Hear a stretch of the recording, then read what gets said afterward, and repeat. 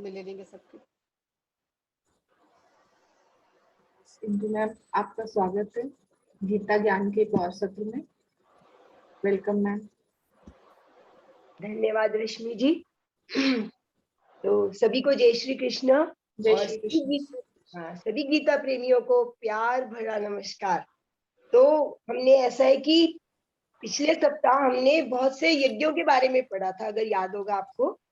तो जैसे कि द्रव्य यज्ञ, योग यज्ञ, स्वाध्याय यज्ञ, ज्ञान यज्ञ, ऐसे ऐसे बहुत सारे यज्ञों के बारे में पिछले के कुछ श्लोकों में आया था। और उसके बाद हमने फिर ये प्राणायाम के बारे में भी हमने पढ़ा था कि किस प्रकार कुछ योगी जो होते हैं प्राणों को रोककर और प्राणों का ही हवन करते हैं। तो इस बारे में भी हमने पढ़ा था। तो इन सब यज्ञों को करने से क्या होता है कि पाप जो हमारे हैं वो नष्ट हो जाते हैं, ऐसे माना जाता है। तो आगे के कुछ श्लोकों में भी अभी यज्ञों की ही बात चल रही है। तो हम अब आगे बढ़ते हैं। हम आज ये सबसे पहले 31वां नंबर श्लोक लेंगे और उसके बाद हम आगे के लेंगे। यज्ञ शिष्टामृत भुजो यान्ति ब्रह्म सनातनम नायम लोकोस्तय यज्ञस्य कुतो अन्य कुरु सत्तम। तो यहाँ पर श्री कृष्ण कह रहे हैं कुरु सत्तमा। कुरु सत्तमा माने हे कुरु श्रेष्ठ अर्जुन, ऊपर के जो यज्ञ बताए गए हैं उनको अनुष्ठान करने से क्या होता है, जो मन होता है हमारा वो शुद्ध हो जाता है। और जो फल होते हैं वो भी हमको शुद्ध फल मिलते हैं, क्योंकि जैसा यज्ञ किया जाएगा उसका फल कुछ ना कुछ तो अच्छा मिलेगा ही। और फिर ऐसा क्या होता है कि यज्ञ के द्वारा कुछ यज्ञों के द्वारा आत्मज्ञान की प्राप्ति भी होती है। और जो ज्ञान यज्ञ होता है उस ज्ञान को प्राप्त करके जो योगी है वो शाश्वत ब्रह्म की प्राप्ति भी उनको हो जाती है और अमृतत्व की प्राप्ति होती है। उनको ऐसा अनुभव होता है कि हम अमर हो गए हैं। अमर मतलब क्या, आत्मा तो अमर है ये तो हमको पता है, लेकिन उसका आत्मज्ञान के द्वारा क्या है कि आत्मा का अनुभव उनको हो जाता है। तो जो आत्मज्ञान के द्वारा ही हमको आत्मा का पता चलेगा, आत्मा के बारे में जानेंगे हम। और फिर जब आत्मा के बारे में जानते हैं तो उसके बाद हमको क्या है, परमात्म तत्व के बारे में हमको पता चलता है कि हमारी आत्मा जो है परमात्म तत्व और आत्मा में कुछ अंतर नहीं है, हम उसी के अंश हैं। हम और वो सब दोनों एक ही चेतना के स्वरूप है। तो फिर आगे ये कह रहे हैं कि जो मनुष्य किसी भी यज्ञ का पालन नहीं करता वो क्या है, तो उसका तो ये इस लोक में भी वो सुखी नहीं हो सकता और परलोक में भी सुखी नहीं हो सकता। क्योंकि यज्ञ करने का भी क्या मतलब होता है कि यज्ञ असली भाव से यज्ञ करना क्या है कि जो भी हम कर्म करते हैं निष्काम भाव से करते हैं और उस कर्म से जिससे कि दूसरों को सुख मिले। तो जब हम दूसरों के लिए कोई निष्काम भाव से कर्म करते हैं वो भी क्या है कि यज्ञ ही है। और जब हम दूसरों के लिए कर्म करते हैं उसको सुख मिल रहा है तो हमारे भी हृदय में क्या है, सुख की अनुभूति होती है। हम वैसे भी देखते हैं ना कि हम कोई दूसरे के लिए बड़ा अच्छा काम करते हैं, कोई भलाई का काम करते हैं, या हम किसी को मतलब हमारे किसी काम से दूसरे को खुशी मिल रही है तो उसमें क्या है, उसको तो बाद में खुशी मिलती है, लेकिन हमको जो अपने अंदर हृदय में खुशी मिलती है वो हमको अलग ही उसका अनुभव होता है। तो यही यहाँ पर वो बता रहे हैं कि जो यज्ञों द्वारा है अनुष्ठान जो किए जाते हैं उससे मन हमारा जो है शुद्ध हो जाता है और हमको एक अमृतत्व की प्राप्ति अनुभव होने लगती है। तो आगे के श्लोक में भी ऐसे ही बताया गया है कि तो 24 से 30 श्लोकों में जो है हमारा 12 यज्ञों का वर्णन किया गया है टोटल। तो आगे उन्होंने बताया कि एवं बहुविधा यज्ञा, मतलब इसके अलावा भी हमने 12 यज्ञों का तो यहाँ पे बताया है, लेकिन इसके अलावा भी बहुत से यज्ञ और है, अनेक प्रकार के यज्ञ जो है हमारे वेदों में उनका वर्णन आता है।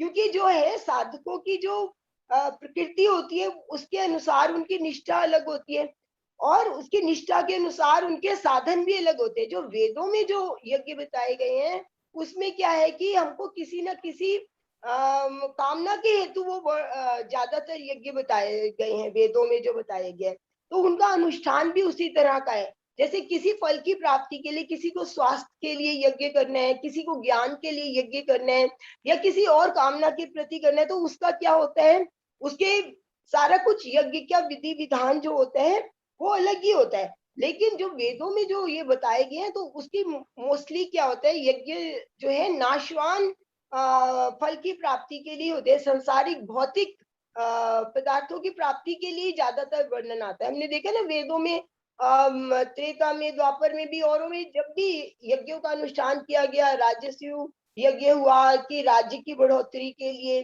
पुत्र प्राप्ति के लिए, ऐसे ऐसे यज्ञ होते थे। लेकिन वेदों में जो बताए गए हैं, जो जितने भी यज्ञ हैं वो सकाम यज्ञ हैं। तो ऐसे जो सकाम यज्ञ करते हैं वो मनुष्य कहाँ जाते हैं, उनको क्या मिलेगा फल में, उनको स्वर्ग की प्राप्ति होगी, है ना। लेकिन स्वर्ग की प्राप्ति से क्या होगा, जब फिर पुण्य क्षीण हो जाएंगे, तो पुण्य क्षीण हो जाने पर फिर से हमको क्या है, मृत्यु लोक में आना पड़ेगा। और इस तरह वो क्या है, जन्म मरण का बंधन जो है वो चलता रहेगा उनका। तो यहाँ पर जो गीता में जो बात हो रही है यज्ञों की, यहाँ पर जो है एक यज्ञ जो ये बताया जा रहा है, वो तो वेदों के यज्ञों की बात आ गई। यहाँ पर ये बताया जा रहा है कि निष्काम रूप से जो यज्ञ है वो वास्तव में यज्ञ है। और ऐसे यज्ञ को करने से, जो निष्काम भाव से हम यज्ञ करते हैं ज्ञान रूपी, तो उसके अनुष्ठान से क्या होता है, हमको ब्रह्म की प्राप्ति होती है। क्योंकि आत्मा तो कर्मों से परे है ना, ये तो हम जानते हैं कि आत्मा पे तो कर्म का बंधन नहीं है। तो यदि हमें ये ज्ञान हो जाए कि कर्म का हमसे कोई आत्मा से संबंध नहीं है और कर्म भी हमारे नहीं है, तो हम कर्म रहित होकर निष्काम भाव से जब कर्म करते हैं, तो हमारा क्या होता है, वो संसार के बंधनों से मुक्त हो जाते हैं। तो असली जो यज्ञ है, ये निष्काम भाव से जो यज्ञ है, ज्ञान यज्ञ है, वही असली यज्ञ माना गया है। तो इसलिए यहाँ पर वो आगे कह रहे हैं कि इसलिए अर्जुन, तुम युद्ध रूपी जो तुम्हारा कर्तव्य कर्म है, तो उसको तुम निर्लिप्त होकर करोगे तो तुम्हारा कल्याण होगा। और इससे तुम क्या है, कर्म के बंधनों में भी नहीं पड़ोगे। क्योंकि कर्म के प्रति जो हमारी आसक्ति होती है ना, वही हमको बंधनों में बांधती है। तो आगे भी ये उन्होंने बताया है, क्योंकि ये ऐसा है ना, बहुत सारे यज्ञों का वर्णन सुन लिया, तो अब किसी के भी ये जिज्ञासा स्वाभाविक है कि इतने सारे तो यज्ञ पता चल गए, अब इसमें से कौन सा यज्ञ श्रेष्ठ है। तो इसका समाधान जो है अगले श्लोक में श्री कृष्ण ने किया है। तो 33वां नंबर यहाँ पे श्लोक में उन्होंने बताया है कि कौन सा यज्ञ हमारे लिए श्रेष्ठ है। तो कह रहे हैं, हे परंतप अर्जुन, द्रव्य में यज्ञ करने की अपेक्षा ज्ञान में यज्ञ अत्यंत श्रेष्ठ है। क्यों? क्योंकि द्रव्य में यज्ञ में तो क्या है, द्रव्यों की अर्थात जो पदार्थ है, तरह तरह के हमने देखते हैं ना, यज्ञ में तरह तरह के पदार्थों की जरूरत पड़ती है, तब हमसे हवन करवाते हैं वो कि ये भी चाहिए वो भी चाहिए। तो पदार्थों की आवश्यकता है और कर्म करने की भी आवश्यकता है, क्योंकि यज्ञ को करने वाला भी तो कोई चाहिए ना। तो कर्म भी होएगा उसमें, और पदार्थों की भी आवश्यकता होगी। और जो भौतिक पदार्थों से किए जाने वाले जो यज्ञ हैं, उन वो क्या है, कर्म का बंधन हमको लगेगा, और उसका फल भी भोगने के लिए इस जगत में हमको दोबारा आना ही पड़ेगा। लेकिन जो ज्ञान यज्ञ है वो श्रेष्ठ है। क्यों? क्योंकि ज्ञान यज्ञ में एक तो द्रव्यों की और कर्मों की आवश्यकता नहीं है हमको, है ना।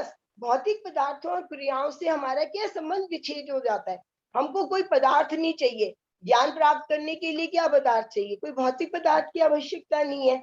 और उससे क्या है कि हमको सिर्फ ज्ञान, क्या आत्मज्ञान चाहिए ना, हमको अपने अंदर ही डूबना है। तो उससे हमारा क्या है, जब हमारा भौतिक चीजों से संबंध नहीं हमारा हट रहा है, तो हमारा अंतःकरण भी क्या है, हमारा अंतःकरण भी शुद्ध हो जाता है। तो अंतःकरण शुद्ध हो जाता है तो तत्व ज्ञान भी हमको प्राप्त हो जाता है। और जब एक बार हमको आत्मज्ञान प्राप्त हो गया, तत्व ज्ञान हमको मिल गया, तो उसके बाद कुछ भी करना, जानना, पाना कुछ शेष नहीं रहता। हमको क्या है, हम एक संतुष्टि सी हमारे उसमें आ जाती है। तो और जिस तरह क्या है, इसका एग्जाम्पल क्या कि जैसे नदियां हैं जो समुद्र में मिल जाती हैं अंत में, तो इसी तरह के हमारे सारे जो कर्म है, जो उसका अंत कहाँ पर है, ज्ञान में जाकर वो समाप्त हो जाते हैं। क्योंकि आत्म ज्ञान हो जाने पर सभी कर्मों का जो है अंत अपने आप हो जाता है। क्योंकि जो हम आत्मज्ञान हो जाता है तो हम अपने सारे कर्म क्या है, हम अपने सारे कर्म परमात्मा को समर्पित कर देते हैं ना। पहले भी हमने देखा था कि जो भी हम अपने अगर कर्म करें परमात्मा को समर्पित करते हैं तो हमको कोई बंधन नहीं लगता। तो यही हमको आत्मज्ञान है कि हम अपने जो भी कर्म करें एक तो निष्काम भाव से करें और परमात्मा को समर्पित करें, तो उसमें हमारे को क्या है, कोई भी बंधन नहीं लगेगा। तो अगले श्लोक पे हम आते हैं 34 नंबर पे। तद्विधि प्रणिपातेन परिप्रक्षेण सेवया उपदेक्ष्यन्ति ते ज्ञानम ज्ञानिनस्तत्त्वदर्शिना।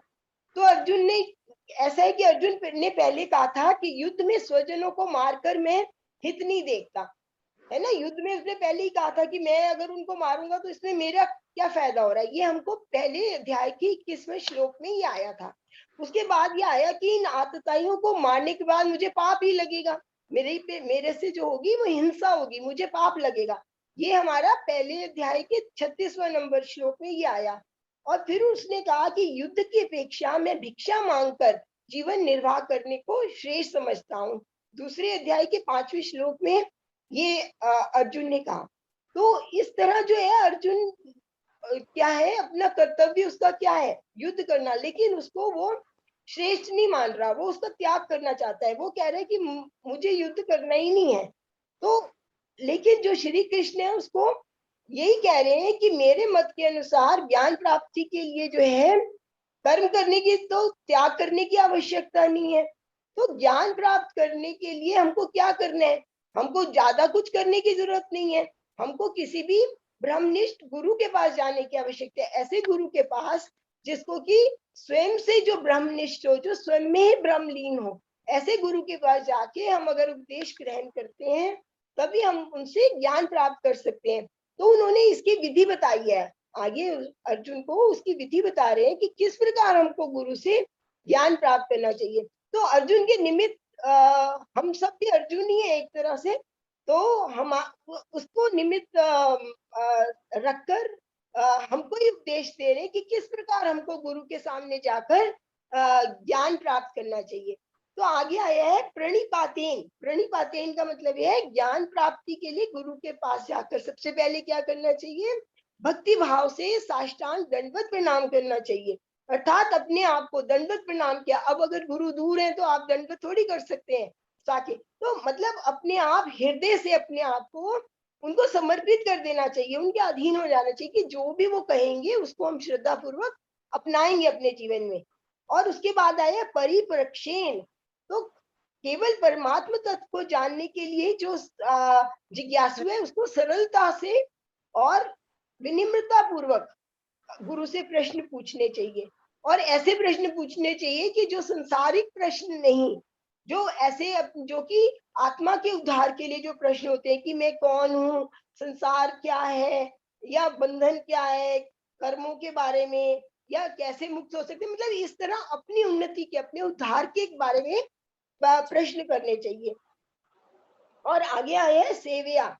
सेविया का मतलब श्रद्धा और भक्ति भाव से गुरु की सेवा करनी चाहिए।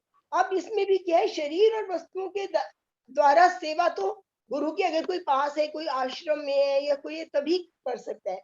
तो सबसे बड़ी सेवा क्या है कि उनके सिद्धांतों के अनुसार हमारे को अपना जीवन बिताना चाहिए। जो उनके सिद्धांत है, जिस तरह के वो चाहते हैं कि उनके जो शिष्य हैं वो किस तरह का व्यवहार करें, और उनके जो अच्छे सिद्धांत है जो हमारी उन्नति में भी सहायक हो सकते हैं, जो संसार के लिए भी बहुत अच्छे हो सकते हैं, हम ऊंचे उठे उन सिद्धांतों को हमको क्या करना चाहिए, दृढ़ता पूर्वक पालन करना चाहिए। यही असली हमारी क्या है, यही असली सेवा है ना। और फिर उसके बाद आया है ज्ञानीन तत्वदर्शिना।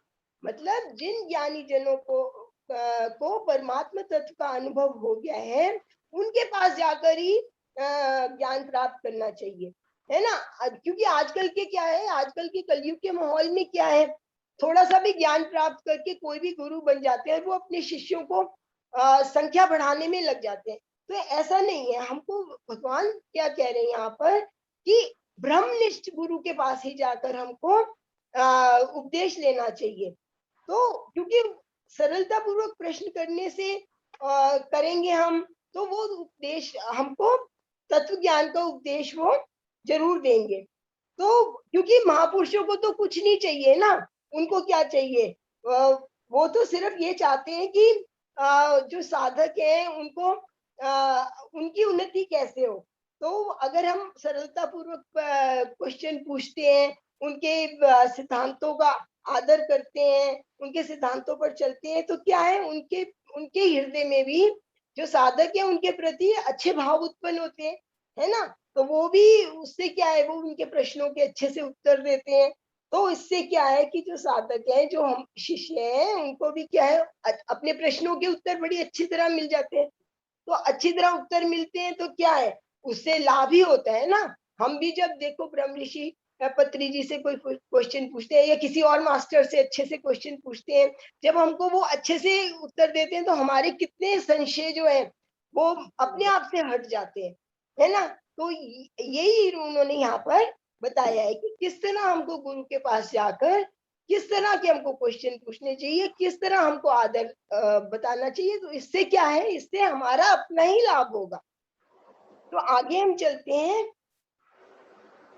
आगे के उसने ये बताया है कि वो क्या, फिर आगे श्री कृष्ण कह रहे हैं कि हे अर्जुन, अब ये जो ज्ञान तो तेरे को मिल रहा है, उस ज्ञान को जानकर फिर भी तू किस प्रकार मोह को प्राप्त नहीं होगा और भ्रमित नहीं होगा। जो अगर तेरे को एक बार तत्व ज्ञान प्राप्त हो गया, ऐसे ब्रह्मनिष्ठ गुरु के पास तू गया और तेरे को अगर ज्ञान प्राप्त हो गया, तो तू भ्रमित नहीं होगा। एक बार जब हमको आत्मा का ज्ञान हो जाता है तो हम हमारे जो होते हैं सारे जो भ्रम है वो मिट जाते हैं, है ना। और यानी हम भ्रम से ही एकत्व हम महसूस करने लग जाते हैं। तो क्योंकि हमारे भीतर ही हम अपने आप को देखने लग जाते हैं कि हमारे भीतर ही जो है कि वो भ्रम है। तो ये अनुभव होने लग जाता है कि सृष्टिकर्ता से में बड़े से बड़ा और सूक्ष्म से सूक्ष्म प्राणी तक सब कुछ क्या है, ब्रह्म ही है। और ब्रह्म वो क्या है, वो हमारे भीतर है ना। और हम किस में है, हम ब्रह्म के हैं। तो हमारा क्या है, एकत्व हो जाता है ब्रह्म के साथ। तो जैसे हम देखते हैं उदाहरण के लिए समुद्र और लहरें हैं, हम ये सोचते हैं कि समुद्र है जो और लहरें हैं वो भिन्न है ना। देखा जाए तो स्थूल सृष्टि स्थूल दृष्टि में अलग अलग है, कहाँ तो समुद्र और कहाँ लहरें आ रही है, लेकिन उनका जो तत्व है वो क्या है, वो जल ही है ना। लहरों में भी जल है और पूरे समुद्र में भी क्या है, जो मेन तत्व है वो क्या है, वो जल है। तो सत्ता केवल किसकी है, जल की है। इसी तरह जो क्या है, ये जो समुद्र है ये संसार है, और लहरें जो शरीर है, तो शरीर संसार से ही उत्पन्न होता है, नष्ट हो जाता है। जैसे लहरें आती हैं चली जाती हैं, तो इसी तरह शरीर है। लेकिन जो शरीर में रहने वाला आत्म तत्व है ना, मेन तो वही है। तो संसार और शरीर जो है वो तो सीमित है, लेकिन जो परमात्म तत्व है वो तो असीम है। तो इस परमात्म तत्व को देखना ही, इसको समझना ही है, यही क्या है, यही वास्तव में तत्व ज्ञान, इसको ही हम कहा गया है यहाँ पर। तो आगे हम चलते हैं। तो क्योंकि हमको भी क्या है, हमको हमारा ध्येय भी क्या है, जितना भी हम ध्यान करते हैं तो हमारा ध्येय भी तो परमात्मा तत्व को प्राप्त करना ही है ना। तो जितना भी हम इस तरह हम ज्ञान लेंगे तो हम एक ना एक दिन जरूर हम उसको प्राप्त कर लेंगे, जितना हम ध्यान अलग ज्यादा करेंगे, है ना। तो हम आगे चलते हैं। 36 नंबर श्लोक है यहाँ पर।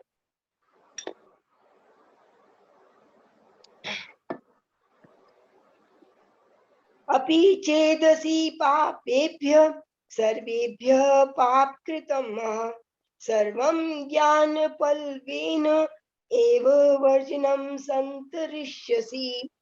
तो आगे वो कह रहे हैं कि यदि तुम अन्य पापियों से भी अधिक पापी हो, तब भी तुम निश्चित रूप से ये जो तत्व ज्ञान रूपी नौका में सवार अगर हो गए तो पाप के सागर से तुम तर जाओगे। क्योंकि अगर एक बार तत्व ज्ञान की प्राप्ति हो गई तो तुम कभी भी संसार में तुमका कोई भी वस्तु तुमको अपनी ओर नहीं खींच सकेगी।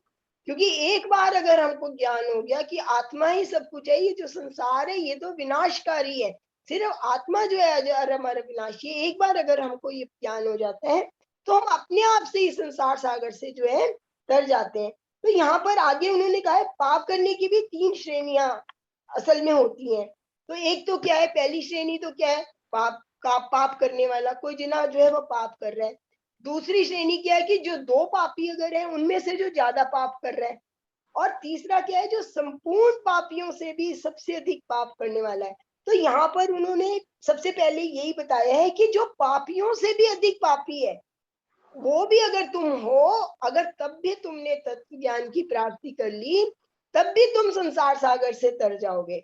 तो वो यही कह रहे हैं कि यदि कोई मनुष्य जो है वो दृढ़ निश्चय कर ले कि अब मैं पाप नहीं करूंगा और तत्व ज्ञान को ही प्राप्त करके रहूंगा, तो उसको क्या है, पापों का नाश अवश्य होकर ही रहेगा उसका।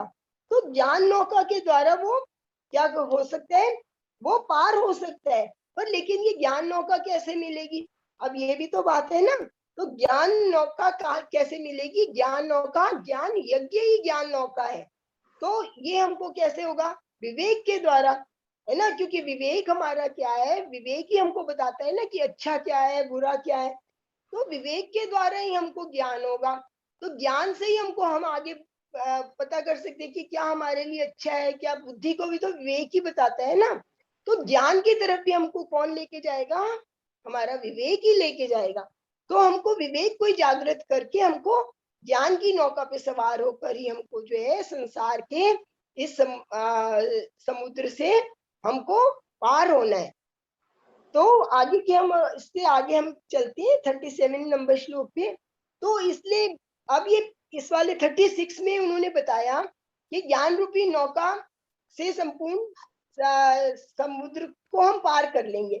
तो अब इसमें प्रश्न उत्पन्न होता है कि अब हमने तो पार कर ली, लेकिन पाप तो समुद्र तो रह ही गया ना, पाप तो बच ही गए, तो उसका क्या। तो यहाँ पर वो दृष्टांत के बता रहे हैं कि जैसे अगर कोई अग्नि बहुत प्रज्वलित है, तो लकड़ी आदि जो भी ईंधन होता है, अगर उसमें अग्नि में डाल दिया जाए, जो भी लकड़ी होती है वो क्या होती है, सारी की सारी क्या होती है, भस्म हो जाती है, वो तो नहीं बचती ना। तो उसी प्रकार जो ज्ञान रूपी अग्नि होती है, उससे सारे पाप भी नष्ट हो जाते हैं। हमारे जितने भी पाप होंगे, वो संपूर्ण पापों को वो हमारी ज्ञान रूपी अग्नि जो है वो नष्ट कर देगी। तो तत्व ज्ञान रूपी अग्नि संचित, प्रारब्ध और क्रियामान तीनों प्रकार के कर्मों को जो है वो हमारी नष्ट कर देती है। तो अब यहाँ पर वो है कि प्रारब्ध कर्म किसको कहते हैं, है ना। तो प्रारब्ध कर्म वे कर्म होते हैं जिनके कारण हमको ये शरीर मिला है। हमको पिछले कई जन्मों के जो संस्कार हमारे हैं उसके कारण हमने अब देखते भी हम ध्यान में आने के द्वारा, तो हम हमारे लिए गीता बहुत मतलब सरल सी हो गई है। जब से हम ध्यान में आए हैं थोड़ा ज्यादा समझ में आने लगी है, क्योंकि प्रारब्ध कर्म क्या है, जिसके द्वारा हमको ये शरीर मिला है। और संचित कर्म जो है कि जो हमारे द्वारा संचित किए गए हैं, जो अच्छे या बुरे हमने पिछले जन्मों में करे हैं, वो हमारे कर्म जो है संचित हो गए हैं, जमा होते रहते हैं ना। और क्रियामान कौन से कर्म है, क्रियामान वे कर्म है जो हम इस जन्म में, जो अब ये हम डे टू डे लाइफ में जो हम ये कर रहे हैं। तो इस तरह के सभी कर्म जो होते हैं, अगर हमको तत्व ज्ञान प्राप्त हो जाता है, तो सभी प्रकार के जो कर्म है हमारे वो नष्ट हो जाते हैं और हमको क्या होता है, परमात्मा का ज्ञान प्राप्त हो जाता है। तो ये उन्होंने बताया है कि सभी प्रकार के हम कर्मों का नाश कर सकते हैं अगर हम आत्मज्ञान और तत्व ज्ञान की प्राप्ति कर लें। तो आगे का श्लोक है हमारा, न ही ज्ञानेन सदृशं पवित्रमिह विद्यते तत्स्वयं योग संसिद्धा कालेनात्मनि विन्दति। तो आगे बता रहे हैं कि संसार में ये जो यज्ञ, दान, तप, पूजा, व्रत, उपवास, जप, प्राणायाम, जितने भी साधन है, वो पापों को नाश करके हमको पवित्र करने वाले हैं, है ना। पर उन सब में भी यहाँ पर फिर वो यही बता रहे हैं कि इन सब में भी जो तत्व ज्ञान, आत्मज्ञान के समान पवित्र करने वाला कोई भी साधन नहीं है, क्योंकि परम पवित्र परमात्मा का अनुभव हमको सिर्फ आत्मज्ञान के द्वारा ही होता है। और जितने भी हम यज्ञ कर ले, दान कर ले, तब कुछ भी कर ले, उसमें हमको क्या है, परमात्मा से तो साक्षात्कार नहीं हो सकता ना, हमको फल प्राप्त होगा। तो ये कह रहे हैं कि जिस तत्व ज्ञान से संपूर्ण कर्म भस्म हो जाते हैं, नष्ट हो जाते हैं, उसी ज्ञान को कर्मयोगी योग संसिद्धि यहाँ पर कहते हैं। योग संसिद्ध ये आया ना, तत्स्वयं योग संसिद्ध। तो यानी परमात्मा से अपना योग सिद्ध हो जाना इसी को कहा गया है। तो किसी और साधन की इसमें आवश्यकता ही नहीं रहती। तो कर्म योग की विधि से जो है कर्तव्य कर्म करते हुए अपने आप ही जो होता है तत्व ज्ञान भी प्राप्त हो जाता है, क्योंकि उसका अनुभव जो होता है अपने आप ही होता है। कोई बाहर से हमको कोई कहे कि सॉरी, हमको कोई अपने अनुभव भी सुनाता है, लेकिन जब तक हम अपने आप से अपने अंदर उतर के अनुभव नहीं करते, तब तक हम दूसरों के अनुभव से हम बहुत प्रेरणा ले सकते हैं, लेकिन हमको जानना क्या पड़ेगा, अपने आप ही जानना पड़ेगा। और किसी भी उपाय से तत्व को जानने का प्रयास अगर हम करते भी हैं, तब भी अपने आप हमको कर्म योग, ध्यान योग, उसको ही पूर्ण तत्व से हमको प्राप्त जब हम करेंगे, तो अपने आप ही स्वयं ही मनुष्य को जब समय आने पर अपने आप ही आत्मज्ञान से परमात्मा की अनुभूति जो अवश्य ही हो जाएगी। लेकिन उसके द्वारा, उसके लिए भी क्या है, हमको आत्मज्ञान होना आवश्यक है। जितना हम अपने अंदर उतरेंगे, उतना ही हम जल्दी परमात्मा तत्व को प्राप्त कर पाएंगे। सॉरी।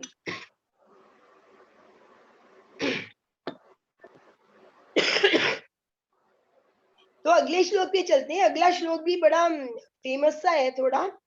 श्रद्धावान लभते ज्ञानम तत्परा सतेन्द्रिय ज्ञानम लब्धा पराम शांतिम आचिरेनाधिगच्छति। तो इस श्लोक में बताया है कि ज्ञान की प्राप्ति कैसे हो, है ना। अब हमने ये तो कह दिया कि ज्ञान की प्राप्ति हम करें तभी हम आगे बढ़ सकेंगे, लेकिन ज्ञान की प्राप्ति हम करें कैसे? तो परमात्मा में, महापुरुषों में, धर्म में, शास्त्रों में आदर पूर्वक जो हम विश्वास के द्वारा, श्रद्धा के द्वारा अगर हम आगे बढ़ते हैं तो हमको ज्ञान की प्राप्ति होती है। तो श्रद्धावान, यहाँ पर यही कहा गया है कि श्रद्धावान लभते ज्ञानम, जो श्रद्धावान पुरुष है उनको ही ज्ञान प्राप्त होता है। अब श्रद्धा की पहचान के लिए भी उन्होंने दो विशेषण यहाँ पर बताए हैं। क्या क्या होना चाहिए? श्रद्धा तो होनी चाहिए ज्ञान प्राप्त करने के लिए, उसके साथ ही हमको क्या है, सतेंद्रिय होना चाहिए। सतेंद्रिय का मतलब क्या है? इंद्रियों को पूर्णतः वश में हमारे होनी चाहिए। अगर हमारे में सिर्फ श्रद्धा तो है लेकिन इंद्रियां हमारे वश में नहीं है, तो हमको क्या ज्ञान प्राप्त हो जाएगा? नहीं हो पाएगा ना। तो इसी तरह इंद्रियों का वश में होना भी बहुत जरूरी है।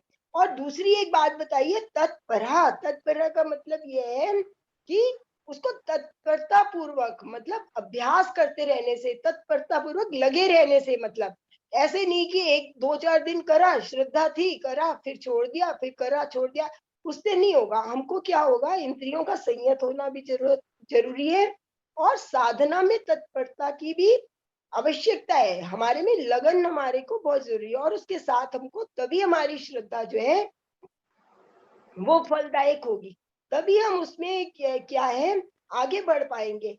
तो जो परमात्मा को पाना चाहते हैं तो उसको क्या है, श्रद्धा का होना, और इंद्रियों को वश में करना, और साधना में हमारे एक मतलब दृढ़ता पूर्वक होनी चाहिए हमारे में, तभी हम क्या है ज्ञान को प्राप्त कर सकेंगे और परम शांति का भी अनुभव करेंगे। जब हम देखेंगे कि हम ज्ञान में आगे बढ़ रहे हैं, हमारी इंद्रियां हमारे वश में है, हम हमारा साधना भी बढ़ रही है, तो हम अपने आप से अपने अंदर क्या है शांति का अनुभव करेंगे। तो आगे भी ये बताया गया है उन्होंने कि एक कि ऐसे जो है, अब ये तो बताया है जिसमें श्रद्धा है, जिसमें श्रद्धा है उसको तो ज्ञान प्राप्त हो जाएगा। ऐसे भी तो जो लोग हैं जो विवेकहीन है, श्रद्धा रहित है, उनके बारे में आगे बता रहे हैं कि जो ज्ञानी लोग हैं, जो श्रद्धा रहित है, जिनको संशय युक्त है, जिनको हर एक में क्या है वो संशय ढूंढते रहते हैं, संदेह करते रहते हैं। संशय करने वालों के लिए ना तो ये लोक ही है और ना ही प्रलोक में भी कहीं सुख है। क्यों? क्योंकि अलग अलग बातों को सुनने से भी वो अलग अलग बातें सुनते हैं, फिर उसमें भी वो निश्चय नहीं कर पाते कि क्या ठीक है क्या गलत है। उनको हर एक चीज में संशय ही रहता है। तो संदेह युक्त जो व्यक्ति होता है वो संशयात्मक मनुष्य उसको बोलते हैं। तो संशय जो है वो हमेशा क्या है, अधूरा ज्ञान से ही पैदा होता है। जब हमको पूर्ण ज्ञान नहीं पता तो हम संशय करते हैं ना कि ये पता नहीं हम जो ज्ञान ले रहे हैं हमको सही। आगे इसमें बढ़ पाएंगे कि नहीं बढ़ पाएंगे, चलो हम अब दूसरी तरह ट्राई करते हैं। तो हमको, लेकिन उसमें अगर हमको ज्ञान की तरफ बढ़ना है तो हमको संशय से हटाना पड़ेगा अपने आप को, और हमको श्रद्धा पूर्वक एक ही मार्ग पर तटस्थता से चलना पड़ेगा। और श्रद्धा अगर हमारी होगी तो हम उस पे अवश्य हम आगे बढ़ते रहेंगे, अग्रसर होते रहेंगे। तो जो संशय आत्मा मनुष्य होते हैं उनमें ना तो ज्ञान होता है, ना उनमें विवेक होता है, और ना उनमें श्रद्धा होती है। अर्थात ना तो वो खुद ही जानते हैं और ना दूसरे की बात ही मानते हैं। कोई उनको अच्छी बात बताएंगे तो भी उसमें वो संशय करेंगे कि अच्छा ऐसा हो सकता है, नहीं हो सकता, तभी मतलब बहुत अपना अपना विवेक लगा के वो कोई भी फैसला लेंगे। और एक होते हैं अज्ञानी। अज्ञानी कौन से होते हैं? जिनको आत्मज्ञान के प्रति बिल्कुल भी पता ही नहीं है, जो शून्य व्यक्ति है, बिल्कुल उनको नहीं है। और एक श्रद्धा रहित है। श्रद्धा रहित है जिसने तो अपनी ना तो आत्मा में विश्वास है, ना तो उनको शास्त्रों में विश्वास है, ना गुरु के उपदेशों में विश्वास है। तो किसी में भी उनकी कोई श्रद्धा नहीं है, वो अपने आप को ही सही समझते हैं। तो ऐसे भी मनुष्य होते हैं। तो ऐसे भी जो मनुष्य हैं, कौन से? एक तो संशयात्मक है, एक अज्ञानी है, और एक जो है श्रद्धा रहित है।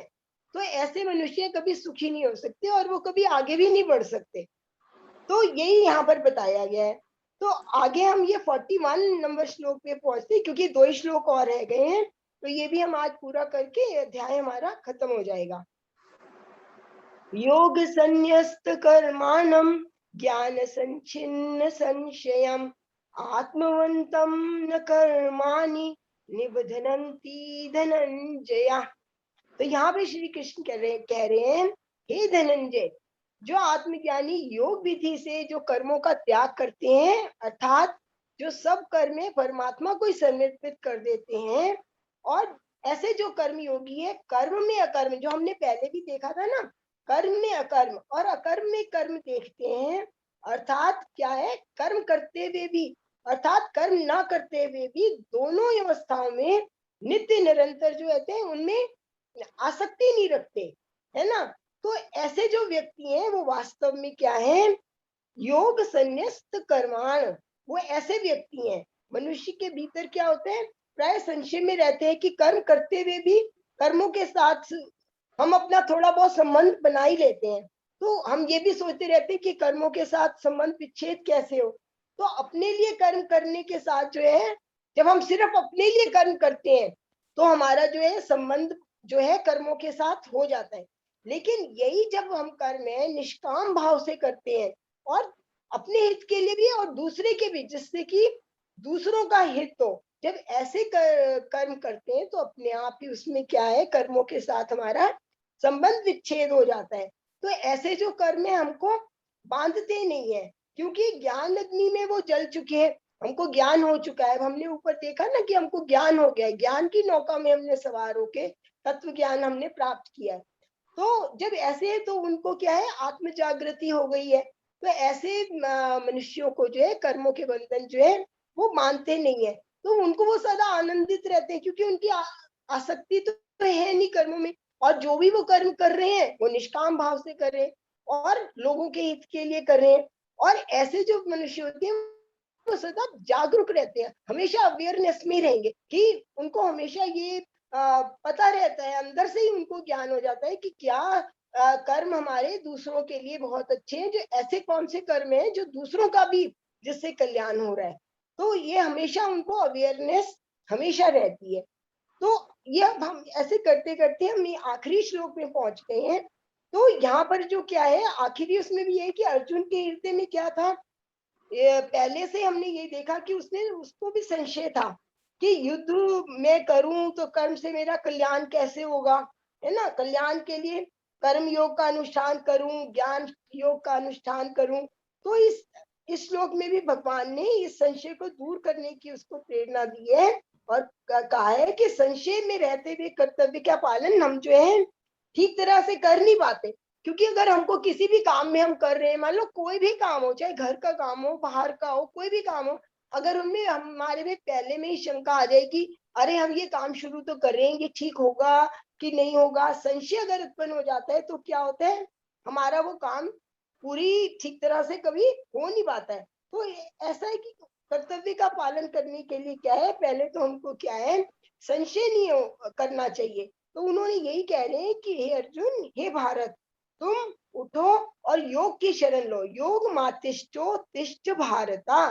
तो योग की शरण लो और अज्ञानवश अपने जो हृदय में तुम्हारे जो मोह उत्पन्न हो रहा है, उसको तुम, जो संदेह हो रहा है उसको तुम त्याग दो। और कैसे त्यागो, आत्मज्ञान की तलवार से उसको छिन्न भिन्न कर दो। जैसे हम किसी भी वस्तु को हमने अगर टुकड़े टुकड़े करने हैं, हटाना है, तो हम तलवार की सहायता ले सकते हैं ना।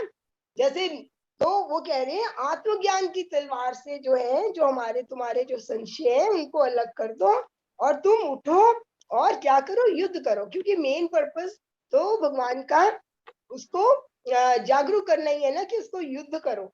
तो यहीं पर वो यहीं पे ये यही बता रहे हैं कि तुम अपनी ज्ञान रूपी तलवार से जो संदेह तुम्हारे उत्पन्न हो रहे हैं कि मैं करूं युद्ध या ना करूं, तो उसको तू त्याग दे और उठ और अपने कर्तव्य का पालन कर, क्योंकि यही तेरा कर्तव्य है।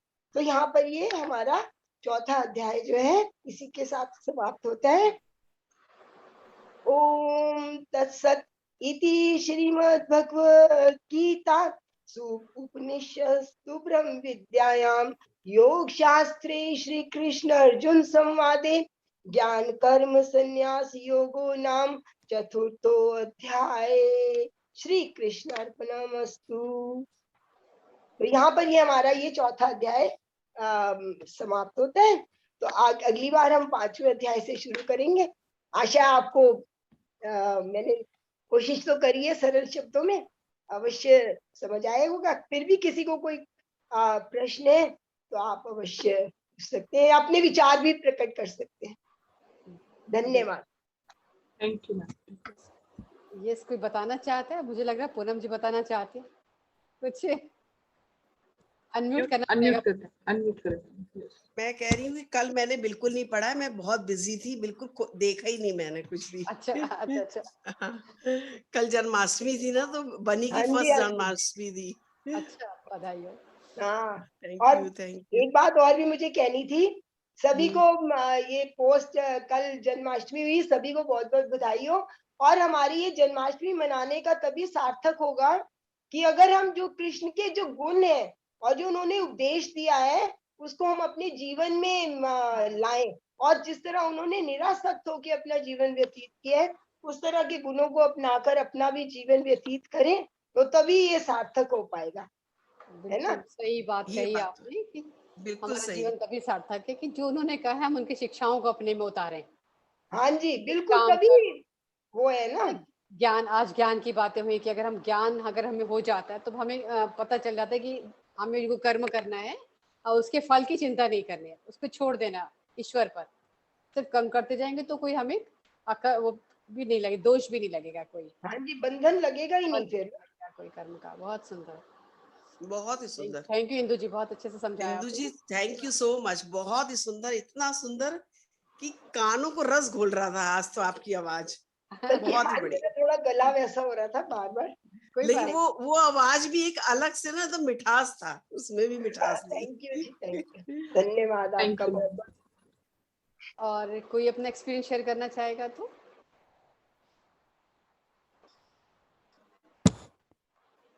आज हमारे साथ एक नए जुड़े हैं रमन मूर्ति जी, यस सर।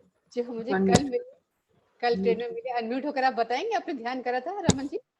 कल हैदराबाद से खम्मम से आ रही थी ट्रेन में, तो मुझे रमन मूर्ति वहाँ मिले और हमारा आत्म जागृति ग्रुप का चल रहा था मेडिटेशन। तो ये जैसे मैंने म्यूजिक लगाया चलता है ना उसमें, तो बड़े ध्यान से सुन रहे थे ऊपर के सीट पे बैठे हुए कि मैडम से थोड़े सा आप इसकी वॉल्यूम हाई कर दीजिए। तो मुझे लगा इतना इंटरेस्ट ले रहे हैं और बड़े ध्यान से इन्होंने पूछा, जानते नहीं ध्यान क्या होता है, कह रहे मैं 1 मिनट भी नहीं लगा सकता था ध्यान। तो इन्हें बताया और ग्रुप में जोड़ा। यस रमन जी, आप कुछ कहना चाहेंगे? Thank you very much ma'am, आपने ग्रुप में ज्वाइन कर दिया। I am very thankful to you and to all the group members also. आज करा था ध्यान आपने? हाँ, किया था मैंने। कितनी देर बैठ पाए? मैम ने खत्म कर दिया, उसके बाद 1-2 मिनट एक्स्ट्रा किया मैंने। ओह अच्छा, Yeah. बहुत अच्छा, वेरी गुड। कैसा एक्सपीरियंस हुआ सर आपको? Good ma'am, good, very good. पहले मैं 1-2 मिनट भी नहीं कर सकता था, एसिड आपने करवाई थी, तो उसके बाद फिर मैंने आज बैठा, मैंने खुद बैठा था, तो मैम जैसे बोल रही थी फिर ऐसे ध्यान में चले गया मैम। अब उठने के वाह बाद कैसा प्रज्ञा, लग रहा है? वाह प्रज्ञा जी, आप तो पूरे रास्ते नाइस, सबको ध्यान नाइस, वेरी करवाती गुड। हुई आई हैं। ये यूनिवर्स और ऐसा हो गया जैसे कि पता नहीं मैं कितने जन्मों से जानती हूँ। एक थाली में हम अरे दोनों वाह, ने खाना खाया, एक प्लेट में, जानते थे। देखो ये यूनिवर्स ने ना जानबूझ के मेरी ऐसे कराए होगे वापसी, ये कमल मूर्ति मिलने थे, It's really ma'am, it's really, है ना? yeah. वेरी गुड, बहुत अच्छा मैम। यस, तो ऐसे करते रहना है रोज रमन, आपको ध्यान Sure मैम, sure, sure. अच्छा लगेगा धीरे धीरे आपको।